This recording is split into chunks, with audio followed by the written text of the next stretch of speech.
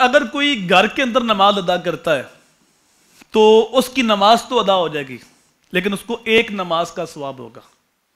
اور اگر کوئی محلے کی مسجد میں نماز ادا کرتا ہے تو میرے حضور نے فرمایا اس کو 25 نمازوں کا ثواب ہوگا. اور اگر فرمایا کوئی جامع مسجد میں نماز ادا کرتا ہے تو اس کو 500 نماز کا ثواب ہوگا. اور اگر کسی خوش نصیب کو مسجد اقصی میں نماز پڑھنے کی سعادت مل گئی تو میرے حضور نے فرمایا اس کو 50,000 نماز کا ثواب ہوگا.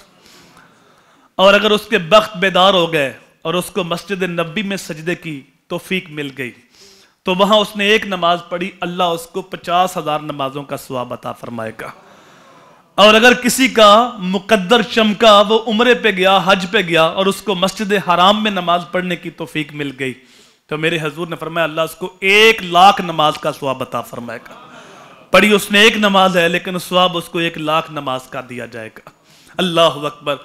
تو نماز اگر گھر میں پڑھو تو ایک نماز، اگر محلے کے اندر جماعت کے ساتھ نماز مسجد کے اندر پڑھو تو پھر 27 نمازوں کا ثواب ہوتا ہے. اور اگر جامعہ مسجد میں نماز ادا کی جائے تو پھر فرمایا 500 نماز کا ثواب عطا کیا جاتا ہے. اللہ اکبر.